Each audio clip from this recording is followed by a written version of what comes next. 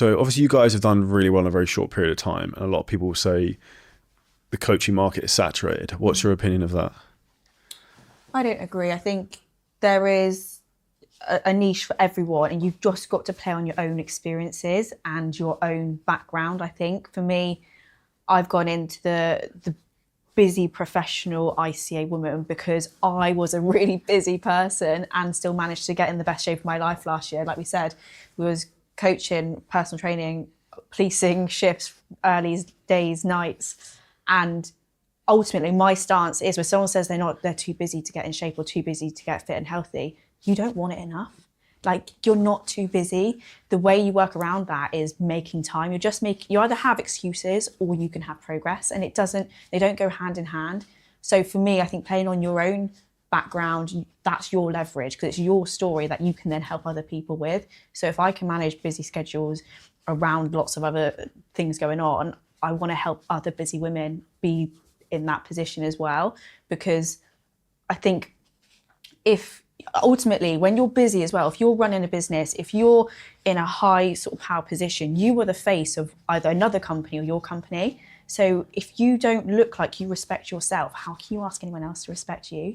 I think, and that's something like that I've found as I've gone through, even in policing, if I don't, I'm a small, very small, petite female, but I need to come across strong, confident, powerful, and that comes from how I feel about myself.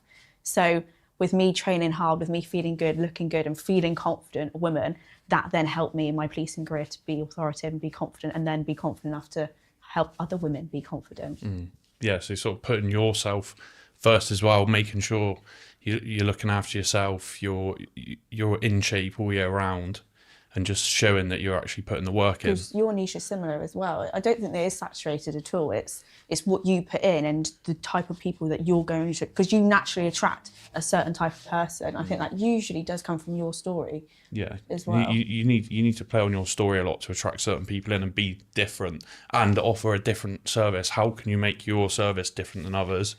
How can you get results quicker? You've got to have social proof. So I remember sort of back at the start, touching on the sort of £40 a month. That back then, I was helping friends get in shape for free, and like pick the guys who you think are going to do well, who've got good genetics. Like, use your brain if you're trying to start, and as soon as you've got social proof, you can do anything with it really. Well, you've then got proof of concept, which is the biggest thing. Like, you yourself in great shape, and you've got this other person in great shape. Well, so he clearly fucking knows what he's doing then. Yeah. I think any market can be saturated. It's just the amount of work, time you put in, and just making sure you are different, because everyone's unique. Everyone's got something different about them, which makes you unique. And this was actually something I've probably recently stepped into more, and that was one of my limiting beliefs back in November when we had the hypnotist thing.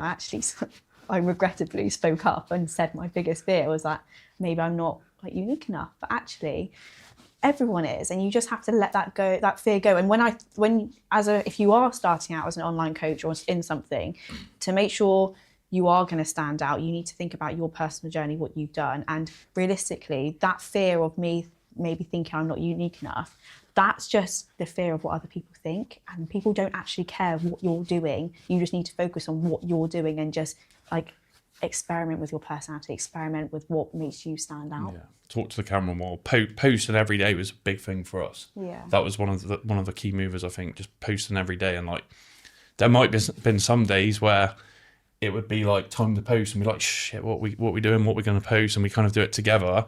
But then you get past that bit, whereas now we're like 2 weeks ahead with content. It's all mapped out. We speak to Mike on the weekly calls about things that we want to change and what sort of good ideas, and it's slowly becoming more and more kind of niche down. So yeah, it's not saturated. You've got to be different. Now, if you enjoyed this clip and you're a coach, creator, or a business owner, and you want help in terms of how to scale your business using ads, AI, content, marketing, a lot of things we talk about on the show, then hit the link at the top line of our description in the YouTube video. You can book on a call with us and walk through the whole process, audit your business, and show you where there's huge opportunities for you to scale.